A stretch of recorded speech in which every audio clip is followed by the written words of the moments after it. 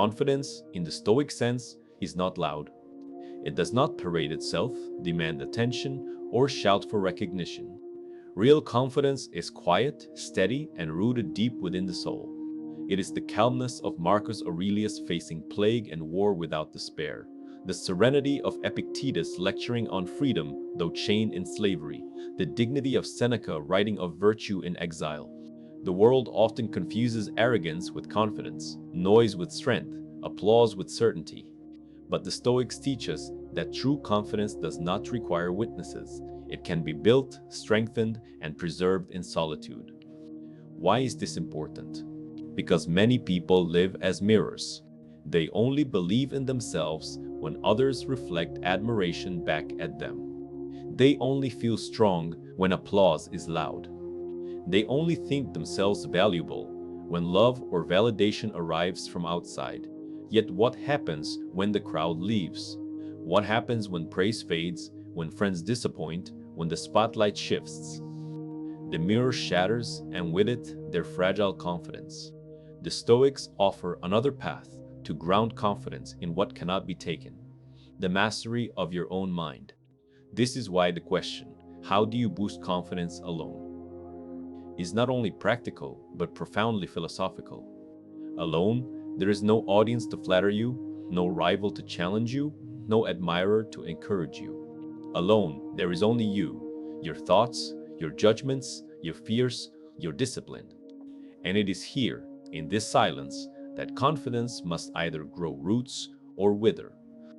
If your self-belief depends on noise, it is not confidence but dependence. If it flourishes in solitude, then it is genuine strength. The Stoics remind us that solitude is not emptiness but opportunity. Marcus Aurelius, in his Meditations, wrote to himself each night, examining his flaws, disciplining his mind, reaffirming his principles. Those pages, written in private, were never meant to impress anyone, yet they have inspired millions. The foolish woman cannot rest unless she is seen, heard, noticed, because they show the process of a man building confidence in silence. Confidence, not in applause, but in his ability to live according to reason and virtue. His journal was his training ground, his solitude, the forge of his resilience. Epictetus offers another example. Born a slave, denied every external marker of status, he learned early that true confidence could not be purchased, inherited, or bestowed. It had to be earned by mastering the only domain no master could touch, his judgments. He taught his students that if you believe external things define you, you will be endlessly insecure, for external things can be stolen, broken, or lost. But if you define yourself by your reasoned choices, by your inner strength, then no exile, no chains, no ridicule can shake your confidence. Alone in his reflections, Epictetus found freedom. Seneca, in his letters, emphasized the importance of rehearsing solitude, poverty, and discomfort. He practiced eating coarse bread and sleeping on the floor so that when luxury was absent, his peace remained. This too is a form of confidence, the certainty that you can endure without collapse. Alone, stripped of ornaments, you discover whether you are dependent on externals or whether your mind is sufficient. The foolish cannot bear solitude, for it reveals their emptiness. The wise embrace it, for it reveals their strength. So, what does it mean to boost confidence alone? It means learning to trust yourself without applause. It means cultivating a relationship with your own mind that does not depend on witnesses. It means discovering that self-respect grows not from external validation, but from living according to principles you admire. Alone, there is no one to deceive, no one to impress, only yourself.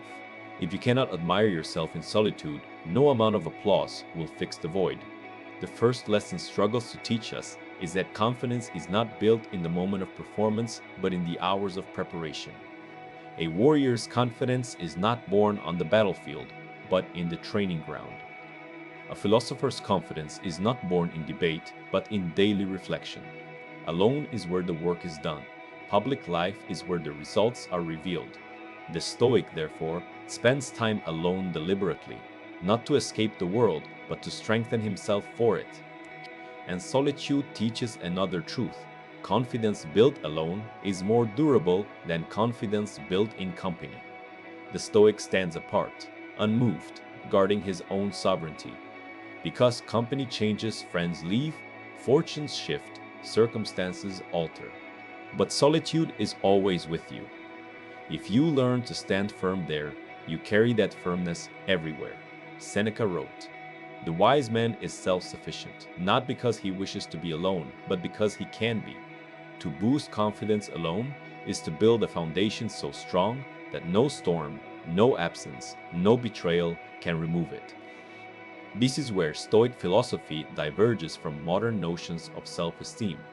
The world often tells us, boost confidence by repeating affirmations, by seeking validation, by displaying achievements. The Stoics say, boost confidence by living rightly, by mastering yourself, by practicing virtue, even if no one sees. The former produces a performance, the latter produces a person. Alone, you learn whether you are building theater or truth. So in this series, we will explore 4 Stoic ways to boost confidence alone. Not tricks, not shallow affirmations, but practices rooted in discipline, reason, and reflection. Practices that build confidence, not in appearance, but in essence. Practices that do not inflate the ego, but steady the soul. The first will be self-examination, learning to sit with yourself honestly, to confront flaws without despair, and to recognize progress without arrogance. The second will be discipline, training the body and mind in solitude, proving to yourself that you can command yourself even when no one is watching. The third will be detachment from externals, rehearsing loss and discomfort so that your confidence rests on what cannot be stolen. And the fourth will be alignment with virtue, grounding your confidence not in outcomes, but in the certainty that you are living in harmony with reason and nature. These 4 ways do not require applause. They require silence. They require solitude. They require you. But if practiced, they produce a confidence that the Stoics considered unshakable, the kind that endures exile, betrayal, sickness, and even death with dignity. Confidence alone is not loneliness. It is independence. It is sovereignty. It is the ability to stand firm in the quiet and thus to remain firm in the storm. The first way to build confidence in solitude is through self-examination. For the Stoics, this was not optional. It was the foundation of philosophy itself. Confidence cannot grow in ignorance. If you do not know who you are, how can you trust yourself? If you are blind to your weaknesses, how can you rely on your strength? Self-examination is the discipline of turning inward, of holding your own life up to the light, of becoming both judge and student of your soul. Seneca confessed to this practice in his letters. Each night, before sleep, he interrogated himself. What weakness did you master today? What temptation did you resist? Where did you fall? Where did you improve? He described this nightly ritual as a courtroom of the mind, where he stood as both accuser and defender. The goal was not to flatter himself, nor to condemn himself, but to know himself. For knowledge is the seat of confidence. Marcus Aurelius did the same in his meditations. His journal was not written for others, but for himself. Page after page, he reminded himself of his flaws, his duties, his mortality. He did not write to impress, but to reflect. In doing so, he discovered a calm assurance, a confidence that came not from denying his weaknesses, but from acknowledging them honestly and striving to master them. His solitude, with pen and thought, was a training ground for his composure as emperor. Why does self-examination build confidence? Because it removes the fear of being exposed. Most people lack confidence because they live with hidden shame. They avoid silence because silence reminds them of their failures. They fear judgment because they have not judged themselves. But when you confront your flaws deliberately, you rob them of power. You no longer dread exposure because nothing within you is unacknowledged. You stand firm, not because you are flawless, but because you are honest. Confidence built on lies collapses in scrutiny. Confidence built on truth endures. Self-examination also builds trust in yourself. Confidence is essentially trust, the belief that you can rely on your own mind and actions. How can you trust someone you never evaluate? How can you trust yourself if you never test your motives, your discipline, your integrity? Through reflection, you begin to notice patterns. When you promise yourself something, do you keep it? When you face temptation, do you stand or fall? Each observation either strengthens or weakens trust. Over time, honesty in self-examination produces confidence because you begin to know what to expect from yourself. Epictetus taught that philosophy begins not with grand theories, but with small daily choices. He told his students to examine impressions before assenting to them. Is this within my control? Is this aligned with virtue? Does this lead to peace? In solitude, self-examination becomes the practice of holding each thought, each desire, each fear to the fire of reason. The more you practice, the less easily you are deceived by yourself. And this clarity becomes confidence, because you no longer stumble in the dark. Yet self-examination must be practiced with balance. Too much severity breeds despair. Too much leniency breeds arrogance. Seneca advised moderation, to reproach yourself for faults, but not to despair over them, to praise progress, but not to grow proud. The aim is not self-punishment, but self-knowledge. Without this balance, self-examination becomes either cruelty or vanity. True Stoic confidence grows from clear-eyed honesty, not from harshness or self-deception. Let us imagine the process. You sit in solitude, perhaps at the close of day. You ask yourself, where was I weak today? Did anger rule me? Did desire distract me? Did fear silence me? Then you ask, where was I strong today? Did I remain calm in insult? Did I endure discomfort with patience? Did I speak truth when it cost me? These simple questions peel away illusions.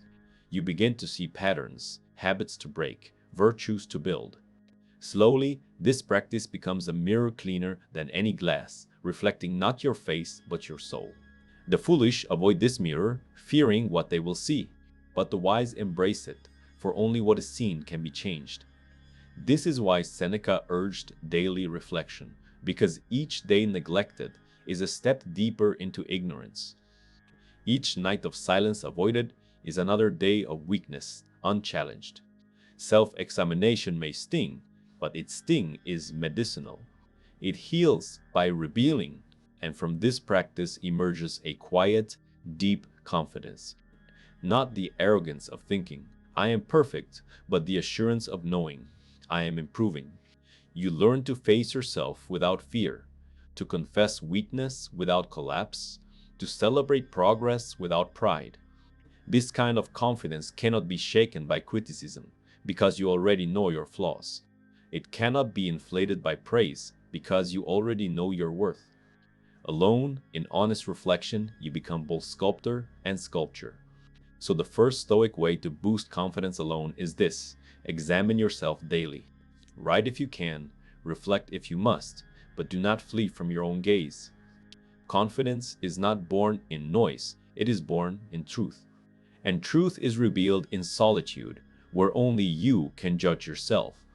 If self-examination is the foundation of confidence, then discipline is its scaffolding. You cannot build trust in yourself if you cannot command yourself. Confidence is not a gift granted to the bold, nor a trick of charisma. It is the fruit of discipline, the knowledge that you can rely on yourself when comfort tempts you, when laziness whispers, when no one is watching. The Stoics lived with relentless discipline. Marcus Aurelius reminded himself at dawn, at daybreak, when you are reluctant to get up, have this thought ready: I am rising to do the work of a human being. He knew that confidence begins with keeping promises to yourself, even in the small things. If you cannot rise when you said you would, how will you stand firm in greater trials? Discipline in solitude is the training that gives you certainty in public. Seneca practiced voluntary discomfort to strengthen discipline. He ate coarse bread, wore rough clothing, and asked himself, "Is this what I feared?" His goal was not ascetic showmanship, but freedom. By proving to himself that he could endure discomfort, he built the unshakable confidence that comfort could not enslave him. Discipline, in this sense, is not punishment, but preparation. It is the art of reminding yourself that you are stronger than appetite, desire, and fear. Epictetus taught his students to begin with the smallest acts of discipline. Refuse a careless word, control an impulse, delay a desire. Each act seems small, but together they weave the fabric of confidence. He warned, "No great thing is created suddenly. A disciplined life is not built in a day, but in countless moments when you choose command over surrender." Each moment of mastery adds another stone to the fortress of confidence. Why does discipline matter so deeply to confidence? Because confidence is trust, and trust must be earned.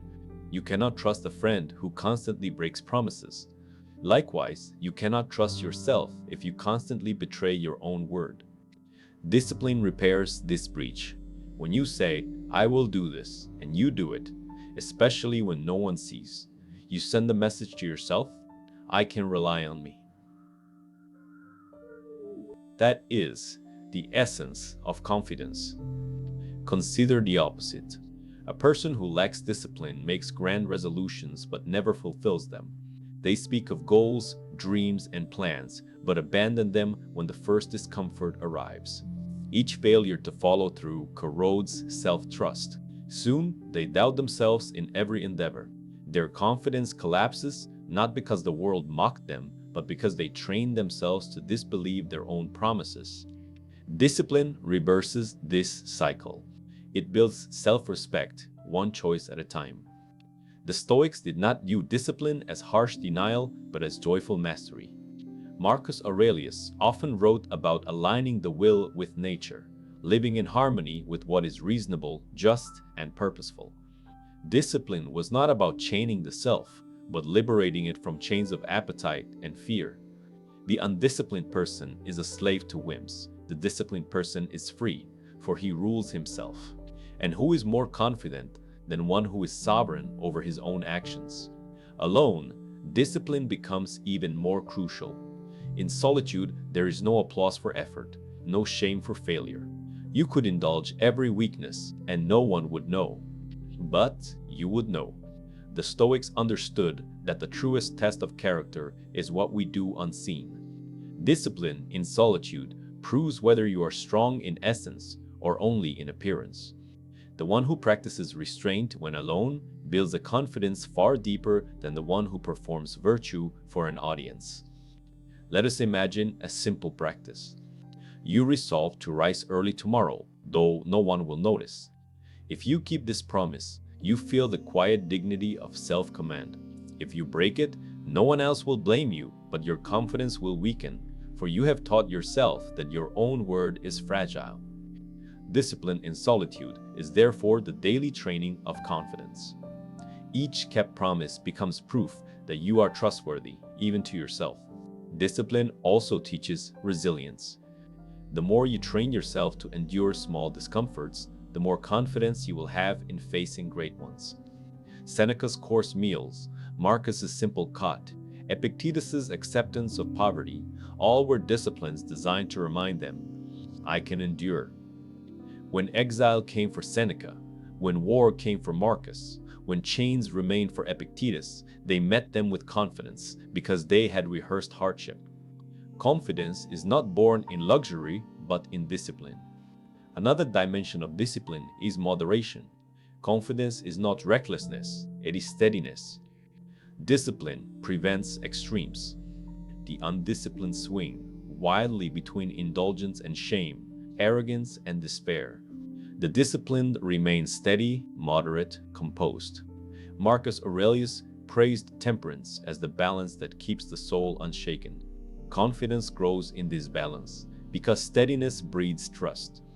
The one who is moderate in appetite, in speech, in action, becomes dependable. And dependable is the root of confidence. So, how can we practice Stoic discipline alone? Begin with small, daily acts. Cries, arise at the hour you promised yourself. E. Restrain words of complaint when discomfort arrives. Choose one indulgence to forego, reminding yourself you do not need it. Xe. Keep a commitment in solitude even if no one will see. Each act may seem trivial, but together they accumulate into self-trust. And when self-trust is firm, confidence becomes unshakable. The foolish seek confidence by inflating the ego, by pretending, by demanding validation. The Stoics seek confidence by mastering the self in silence. Discipline is the quiet proof of sovereignty. It is the repeated act of saying to yourself, I am not ruled by appetite, by laziness, by fear.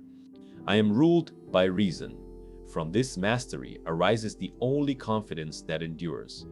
So the second Stoic way to boost confidence alone is discipline. It is the daily training of sovereignty, the art of keeping promises to yourself, the rehearsal of endurance. Discipline whispers to the soul, you can trust yourself. And once you can trust yourself, the opinions of others lose their power. If self-examination teaches honesty and discipline builds self-trust, then detachment from externals is what makes confidence unshakable. For as long as your sense of worth depends on things outside your control, wealth, beauty, praise, status, you will never be secure. What fortune gives, fortune can take away. What the crowd applauds today, it may scorn tomorrow. What health supports in youth may weaken in age. The Stoics remind us, if your confidence is chained to externals, you have built your house on sand. Epictetus drew the line clearly. Some things are within our control and some things are not. Our judgments, choices, and actions belong to us. Wealth, health, reputation, and approval do not. The fool confuses the two, building confidence on unstable foundations.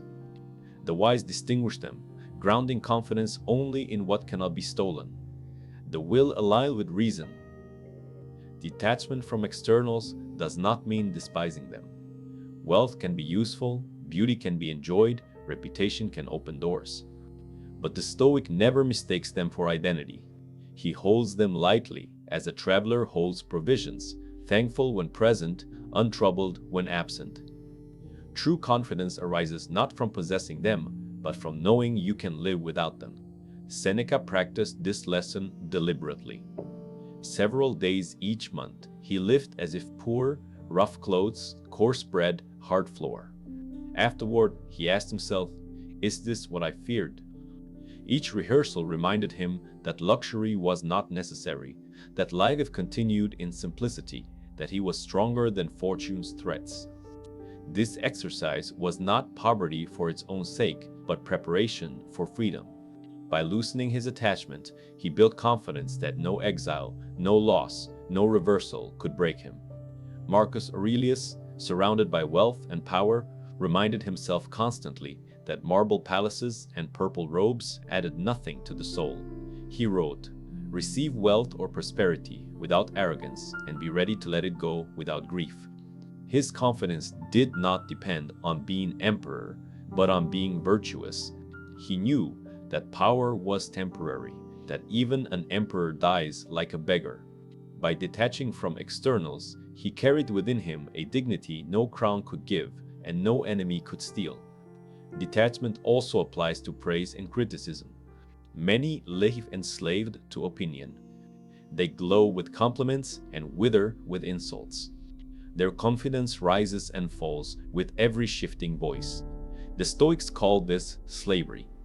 Epictetus said, "If you wish to be free, do not wish for things to happen as you wish, but wish for them to happen as they do." This includes opinions. The wise do not chase applause nor fear blame. They measure themselves by virtue, not by noise. Alone, in solitude, you must ask, do I admire myself when no one is watching? If the answer is yes, you are free.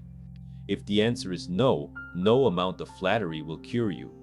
Detachment from externals also prepares us for loss. Life guarantees that everything external will be stripped away: health, youth, possessions, relationships. The foolish despair because they built their confidence on these things. The wise grieve but endure because their confidence was never tied to them. Epictetus reminded his students even to kiss their loved ones with the silent thought, they are mortal. Not to diminish love, but to purify it, to love without clinging, to appreciate without illusion. Detachment does not freeze the heart, it frees it. Why does detachment build confidence? Because it shifts the foundation of your life from unstable ground to solid rock. If you need applause to feel valuable, you will always doubt yourself when silence comes.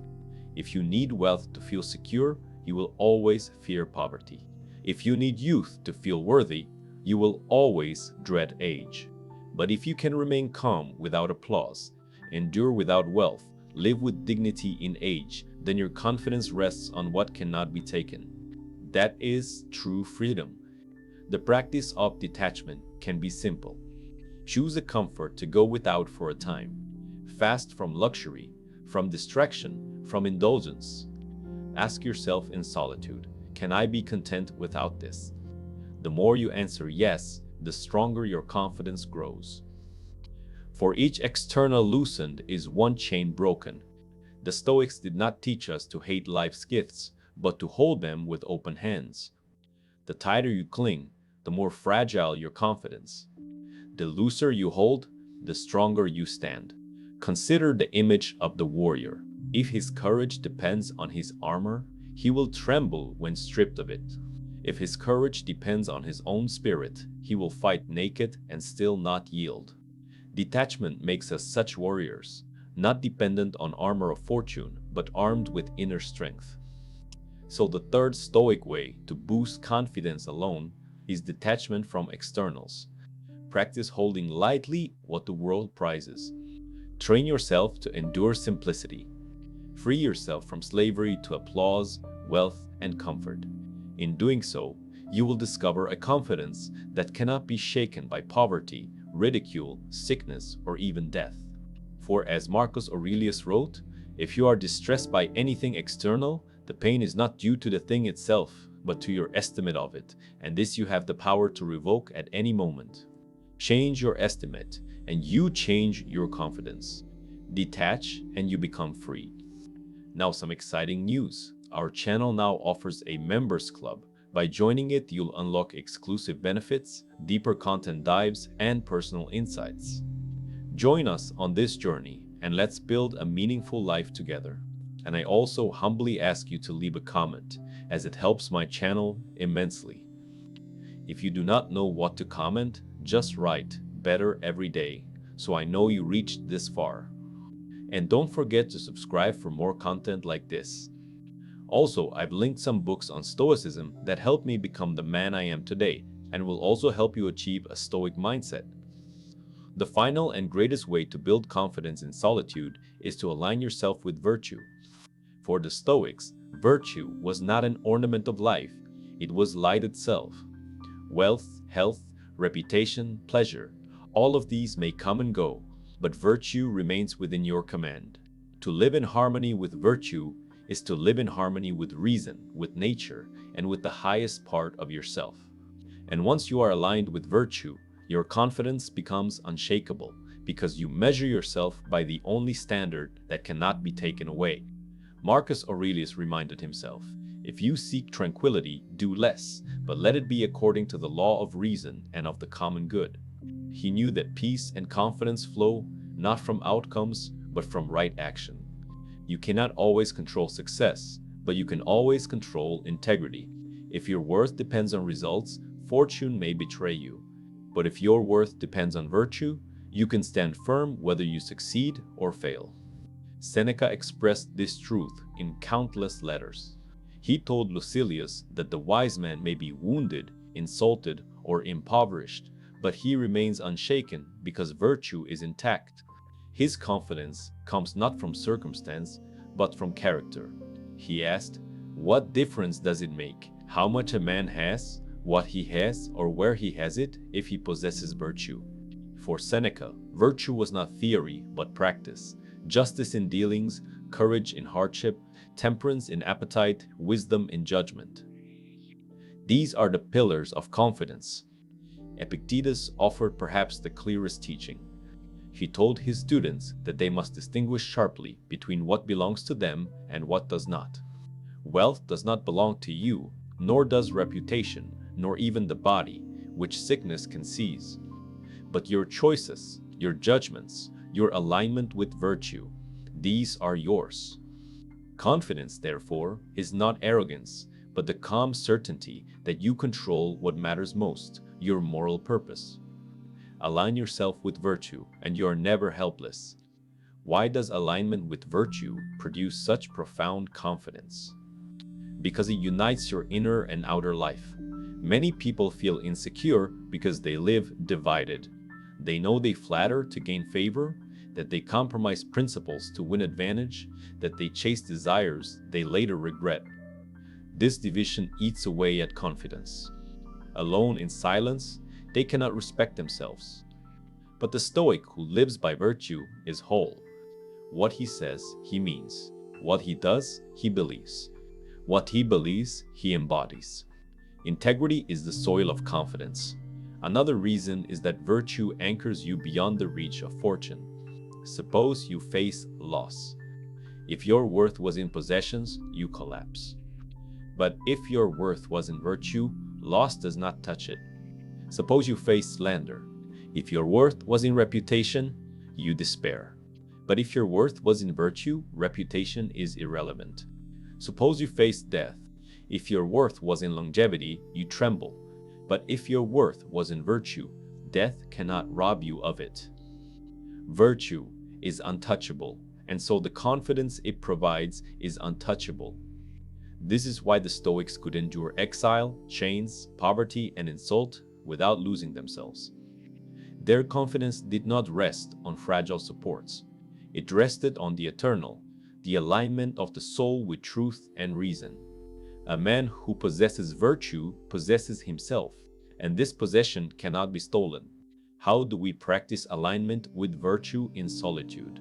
Begin with self-questioning. Was I just today in my actions? Was I courageous in my difficulties? Was I temperate in my desires? Was I wise in my judgments? These four cardinal virtues, justice, courage, temperance, wisdom, are the compass of Stoic life. Each day lived closer to them strengthens confidence, because you know you are living rightly, even if the world misunderstands. In solitude, you can also practice voluntary tests. When desire pulls you toward excess, practice temperance. When fear whispers retreat, practice courage. When anger demands vengeance, practice justice. When confusion clouds thought, practice wisdom. Each alignment with virtue, no matter how small, builds confidence in yourself. You begin to know, not by theory, but by proof, that you can live according to reason. The foolish build confidence on fortune, and their lie rise and fall with its waves. The wise build confidence on virtue, and their lies remain steady. This steadiness is the deepest form of self-assurance. It does not depend on mood, on circumstance, or on others. It depends only on whether you are faithful to what you know is right. And this fidelity is always in your control. So, the fourth Stoic way to boost confidence alone is alignment with virtue. Measure yourself not by applause, but by integrity. Ground your worth not in outcomes, but in principles. Align your daily choices with justice, courage, temperance, and wisdom. Alone, in silence, let your confidence rest in the knowledge that you are living rightly. For as Marcus Aurelius wrote, the only wealth which you will keep forever is the wealth you have given to the soul. That wealth is virtue, and from it flows a confidence the world cannot touch. We have explored four distinct Stoic practices: self-examination, discipline, detachment from externals, and alignment with virtue. Each is powerful on its own, but their true strength lies in their integration.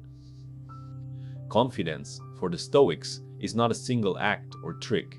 It is the harmony of a life lived in accordance with reason. Alone, in solitude, These practices become pillars that together uphold the temple of self-trust. Self-examination gives you honesty. Without honesty, confidence is counterfeit. It may appear strong, but beneath the surface it is fragile, for it rests on illusions. To know yourself clearly, to see both strength and weakness without distortion, is to build confidence on truth. The nightly questions of Seneca, the journal pages of Marcus Aurelius, are examples of this inner honesty. They show us that real confidence begins not with speeches to others, but with conversation with oneself. Discipline gives you reliability. Confidence falters when you cannot depend on yourself. Promises broken in solitude corrode trust, just as promises kept in solitude build it. Discipline is the proof that you can command yourself, that you are not a slave to appetite, laziness, or fear. The morning exhortations of Marcus, the voluntary discomforts of Seneca, the small exercises of Epictetus, all these were training in reliability. Each act of discipline whispered, "You can trust yourself." Detachment from externals gives you stability. Even if you are honest and disciplined, if your confidence rests on wealth, status, or praise, it will always be vulnerable. Detachment teaches you to hold lightly what fortune gives, to remain calm when it takes. Seneca's rehearsals of poverty, Marcus's reflections on mortality, Epictetus's insistence that externals do not define us. These are reminders that confidence chained to externals is slavery, but confidence rooted in independence is freedom. An alignment with virtue gives you purpose. Honesty, discipline, and detachment would be incomplete if not directed toward the good. Virtue unifies them, giving them meaning. For the Stoics, the four cardinal virtues, wisdom, courage, justice, temperance, are the compass that orients every practice. Without virtue, honesty can become cruelty, discipline can become rigidity, detachment can become apathy. With virtue, each practice becomes part of a greater harmony, producing not only confidence but character. When integrated, these four ways transform solitude from emptiness into strength. Alone, you examine yourself honestly. Alone, you practice discipline faithfully. Alone, you release externals lightly. Alone, you align with virtue firmly. And when you step back into the world, you carry with you the quiet confidence of someone who has built trust in the only place that matters, within. The Stoics would argue that this integration is not merely beneficial but necessary. A person who examines themselves but lacks discipline will despair, for they see their flaws but do not correct them. A person who is disciplined but clings to externals will crumble when fortune shifts. A person who detaches from externals but lacks virtue will drift into indifference rather than wisdom. Only the union of all four produces a complete and steady confidence. Marcus Aurelius embodied this integration. His meditations show relentless self-examination. His mornings and campaigns reveal discipline. His writings on death and fortune reveal detachment.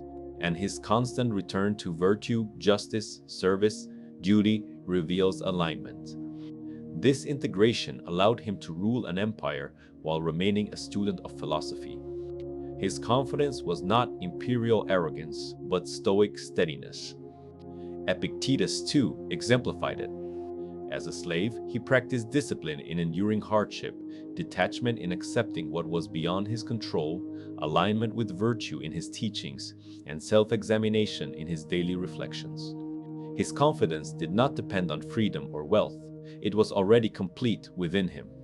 When he taught his students, his authority did not come from status, but from integration. His life was proof of his philosophy. And Seneca, though flawed and often inconsistent, still practiced integration. He admitted his weaknesses in letters, trained discipline through discomfort, reminded himself of detachment from fortune, and returned always to the pursuit of virtue. His confidence was not perfect, but it was real, born of effort, not pretense. Why is this integration so important for us? Because modern life tempts us to seek shortcuts. We want confidence without honesty, confidence without discipline, confidence without letting go, confidence without integrity. We want the appearance of strength without the cost of training. The Stoics remind us, confidence without foundation is arrogance. It crumbles under pressure. True confidence is built slowly, through the union of honesty, reliability, stability, and virtue. Practically, this means solitude is never wasted. Each quiet hour can be used to practice all four ways: reflect honestly, act with discipline, relieve externals, and align with virtue. Each practice strengthens the others. Reflection reveals where discipline is weak. Discipline supports detachment by training endurance. Detachment clarifies what is truly valuable, virtue, and virtue gives reflection, discipline, and detachment their aim. This cycle creates an upward spiral of confidence. The image is of a fortress. Self-examination builds the walls of truth. Discipline strengthens the gates of reliability. Detachment clears away the illusions that weaken the foundation. Virtue crowns the fortress with purpose. When these stand together, no storm of fortune can breach it. You may lose wealth, health, praise, even life itself, but confidence remains because it was never tied to externals. It was built in solitude, aligned with reason, rooted in virtue. So, what do these four ways, integrated, teach us? That confidence is not noise, but silence. Not arrogance, but assurance. Not dependence, but sovereignty. Alone, you discover this truth. Alone, you practice these ways. Alone, you build a confidence that will accompany you into every crowd, every trial, every storm. And that confidence, unlike applause, will never desert you. Confidence built in solitude is invisible to the crowd, but it is unmistakable in its effect. It does not shout, boast, or demand recognition, yet it alters how you walk through life and how others perceive you. The Stoics remind us that true strength is not theatrical, it is practical. When you cultivate self-examination, discipline, detachment, and virtue, your confidence begins to manifest in quiet but powerful ways, shaping your choices, your relationships, and even your destiny. First, silent confidence changes how you face challenges. When difficulties arise, most people scramble, panic, or collapse because their inner foundation is weak. They depended on fortune for stability, and when fortune shifts, they fall. But the one trained in solitude, who has already examined his flaws, disciplined his habits, detached from externals, and anchored in virtue, meets adversity with steadiness. He does not need to pretend he's unafraid, he simply acts, calmly, reasonably, effectively. Others see the calmness and call it confidence, but it is deeper than that. It is sovereignty of the soul. This confidence also reshapes relationships. Many people enter relationships seeking to be completed, to be validated, to be affirmed. They cannot stand alone, so they cling to others for strength. But when confidence is built in solitude, relationships change from need to choice. You no longer seek to be completed, you seek to share. You no longer depend on another's validation, you offer presence freely. Epictetus reminded his students that love should not mean clinging, but valuing. Silent confidence allows you to love without chains, to walk with others, not as a beggar for approval, but as a partner in virtue. Another manifestation is dignity in speech and action. A person lacking confidence often overcompensates. Loud words, exaggerated gestures, constant self-defense. The Stoic, confident in solitude, has no need for such noise. His words are measured, his actions deliberate. He does not fear silence, nor does he fear being misunderstood, because his worth is not at stake in every opinion. Marcus Aurelius often wrote that he must do what is right, whether praised or blamed. This kind of quiet dignity makes a deeper impression than arrogance ever could. Silent confidence also grants resilience against betrayal and criticism. Most are devastated when others mock or abandon them, because their identity depends on approval.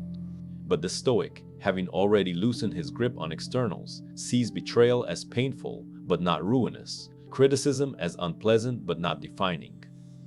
He remained steady because his confidence was never rooted in fragile applause. Alone, he built the habit of respecting himself. Therefore, the absence of respect from others cannot shake him. In practical life, this confidence manifests as consistency. The confident person does not swing wildly between extremes of enthusiasm and despair, ambition and resignation. He remains steady, guided by principle rather than impulse.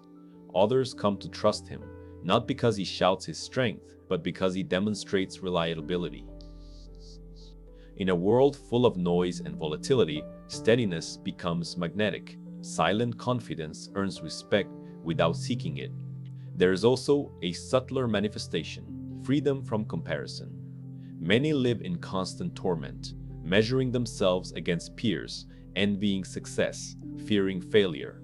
Their confidence rises and falls with each comparison.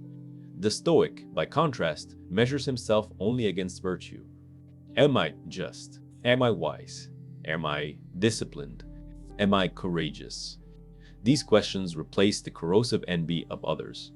Alone, in reflection, the Stoic learns that the only contest worth running is the one within himself. And this freedom from comparison radiates outward, liberating him from jealousy, bitterness, and rivalry. Silent confidence further manifests in how one approaches ambition. The world often tells us to chase fame, fortune, recognition. But the Stoic, confident in solitude, can pursue goals without being enslaved by them. Success, if it comes, is used wisely. Failure, if it comes, is endured calmly. His confidence is not tied to outcome, but to effort. This allows him to act boldly without fear, for he has already accepted that fortune may favor or oppose him. His confidence lies in the constancy of his virtue, not in the fickleness of results. It is important to note that this kind of confidence often surprises others. They expect strength to be loud, visible, decorated. Instead, they encounter a person who is calm, restrained, humble, yet unshakable. This paradox confuses the arrogant, but it inspires the wise. Silent confidence does not compete for attention, yet it often attracts it because it is rare. In a world addicted to performance, authenticity shines. Finally, silent confidence shapes destiny. Each choice, made from self-trust rather than fear, from virtue rather than vanity, slowly builds a life aligned with reason. Struggles are faced with steadiness, relationships with freedom, ambitions with balance. Over time, this produces not only confidence but peace. And peace, the Stoics would say, is the highest wealth. So how does confidence built alone show itself? In calmness amid chaos, in dignity amid insult, in steadiness amid storm, in love without chains, in ambition without slavery, in speech without arrogance, in choices guided by virtue. Others may not see the hours of solitude that built this strength, but they will feel its presence. Confidence grown in silence becomes a light carried quietly, but capable of guiding many. The Stoics never confused confidence with arrogance. To them, arrogance is loud but fragile, while confidence is quiet but enduring. Arrogance seeks witnesses. Confidence needs none. Arrogance collapses when applause ceases. Confidence grows strongest when no one is watching. And this is why the 4 Stoic ways to boost confidence: self-examination, discipline, detachment from externals, and alignment with virtue must all be practiced in solitude. Confidence born in silence becomes strength unshaken in the storm. We live in a world where people seek confidence in performance. They rehearse speeches, polish appearances, curate images. They look outward for assurance, the nod of approval, the applause of crowds, the validation of friends and strangers. But what happens when the stage is empty, when the lights go out, when no one is there to applaud? Most discover a frightening truth: without the noise, they have nothing. The Stoics teach us to reverse this order. Build confidence first in silence and then let it carry you into the world. Self-examination is where it begins. Alone, you confront yourself honestly. You admit flaws, celebrate progress, and remind yourself of what must be improved. This honesty strips away illusions and replaces them with clarity. You no longer fear judgment from others because you have already judged yourself. You no longer tremble at exposure because nothing within you is hidden from your own eyes. This clarity is the seed of confidence, planted in solitude. Discipline waters the seed. Each small act of command over yourself, rising at the hour you promised, restraining the word of complaint, resisting the indulgence, adds strength. Alone, with no audience, you prove to yourself that you can be trusted, and trust in yourself is confidence. Without discipline, self-examination becomes despair. With discipline, it becomes transformation. Every promise kept in solitude is a brick laid in the fortress of confidence. Detachment from externals strengthens the walls of that fortress. You learn that your worth does not depend on wealth, beauty, status, or praise. You hold them lightly, enjoy them when they come, and release them when they go. Alone, in simplicity, you practice contentment without luxury, dignity without applause. And in doing so, you discover the deepest freedom, that nothing outside can enslave you. Confidence rooted in externals will always tremble. Confidence rooted in detachment stands calm even when stripped bare. Alignment with virtue crowns the fortress with purpose. For what use is confidence if it is not directed toward the good? The Stoics insisted that confidence without virtue is dangerous. It becomes recklessness, vanity, or cruelty. But confidence rooted in justice, courage, temperance, and wisdom is noble. Alone, you align your actions with virtue, asking, am I just? Am I wise? Am I temperate? Am I courageous? Each yes deepens confidence, because you know you are living rightly, regardless of fortune. When these four practices unite, confidence ceases to be a performance and becomes a way of being. You carry it quietly, like a hidden flame. It does not flicker with the winds of opinion, nor vanish with the loss of externals. It is steady, because it rests on what no one can touch: your judgments, your discipline, your detachment, your virtue. This is the Stoic gift, a confidence that does not boast but endures. Marcus Aurelius carried this flame as emperor, ruling millions yet constantly reminding himself that palaces and titles meant nothing. Epictetus carried it as a slave, teaching freedom though he walked in chains. Seneca carried it in exile, writing words that strengthened not only himself but countless others. None of them built confidence from applause. Each built it in solitude, where no one could see but themselves. And so the lesson for us is clear. If you seek confidence, do not chase the crowd. Do not beg for praise or fear criticism. Do not inflate yourself with illusions of superiority. Instead, seek silence. In silence, examine yourself. In silence, practice discipline.